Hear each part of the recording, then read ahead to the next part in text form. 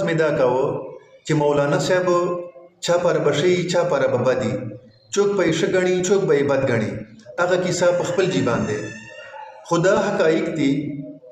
چې چیرته په اسلامي ملک باندې تکلیف راغلی ده چیرته په پاکستان چې غیر اسلامي او غیر شرعي بل پاس سلی ده بیغه خلاف دای پورته سلی ده یو لیډر یو کارکون یو ایم این ای یو ایم پی ای موږ نه ولیده چې په اسمبلی چې غلط بل پاس کیږي او هغه پورته سلی او دیغه مخالفت کړی ما سوا د مولانا صاحب نه او دا خبره زه بلا تعصب کوم په وجه د دې چې زه نه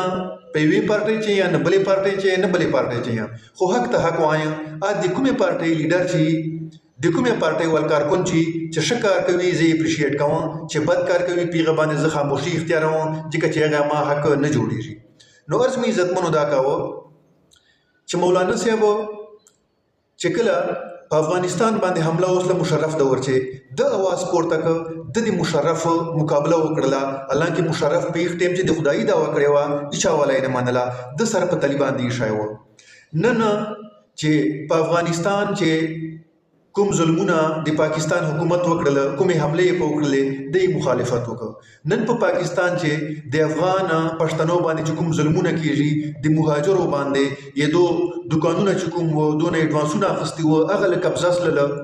او دوی چې کوم دي داسې رخصت سله د دغه مهاجرونو چې د ظلمونه پکېږي د اواز پورته کړ بیا دغه تاجران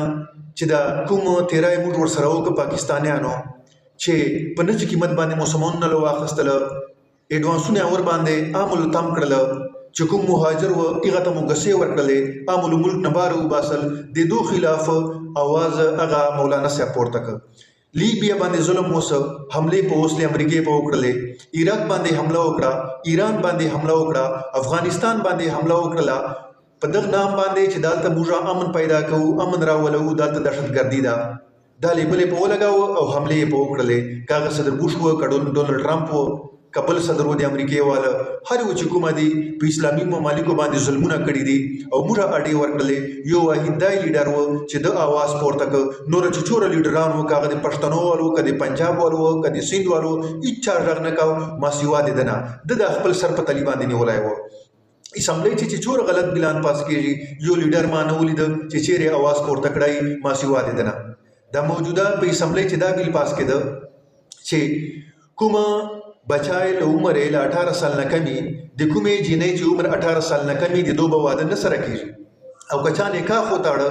هغه مولوی صاحب با هغه امام ان نکاح خو با جیل ته چاوسی او دونه چې کوم بچای پیدا سي دا بهرامي ګاڼ سي او دې ته به موږ زنا بالجبر وایو او دا کوم خاوند چې دا چې عمر 18 سال نه کم دا موږ جیل ته چاو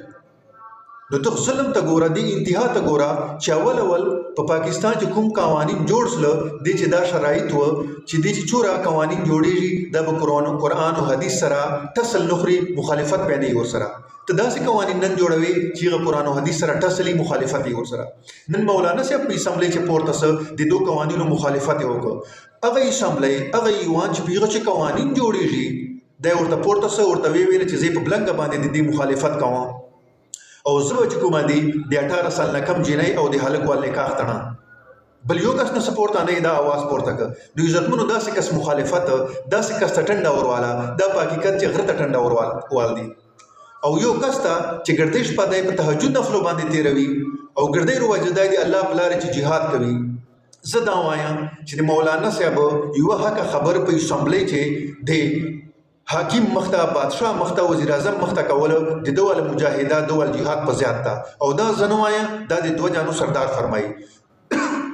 نبی اسلام فرمایي ابن ماجه ترمذی ابو داود شریف حدیث دا وای افضل الجهاد کلمه حق عند سلطان جائر وای ټول افضل جهاد دا چې تو ظالم بادشاہ ظالم حکمران مخته حق خبر وکي نو یو واحد دایدا چې دای دی وزیر اعظم او مکمل اسمبلی چې حق خبر کوي او دا چور قوانین چې مشتراجي دا لپاسه ناراضي یو نو نه مشتراجي لمغرب نه مشتراجي او موږ به عادي فالو کوو دا خواست درته کوم دا مینت درته کوم چې د خپلو لیډرانو او د خپلو کارکنانو MNA MPA خوشحالولو دپاره خپل آخرت مه تباه کوو لکه څرنګه نبي اسلام چې فرمایي چې له دغه نه بل کمکل بیوقوف نسته چې د بل دنیا جوړولو دپاره خپل آخرت خوروي ته د بل دنیا جوړوي د خپل لیډر دنیا جوړوي خوشحالوي خپل آخرت خوروي بالفرض مولانا صاحب په غلطه باندې دا بیا بل تا نه د شي پته نه کیږي چې ته ولې نو په غږېدلای او مولانا صاحب چې کومه دي که په غلطه باندې و تا نه بیا پته نه کیږي او که په غلطه باندې نه و تا یې د غیبت وکړه اخرت به تا نه د شي پته کیږي لہذا خدای دې پاره خپل جان چې کومه دي په کنټرول چکو او داسې خبرې چې دي هغه نه دي پکاره خپل اخرت تباہ کوي او جان ته ور خبر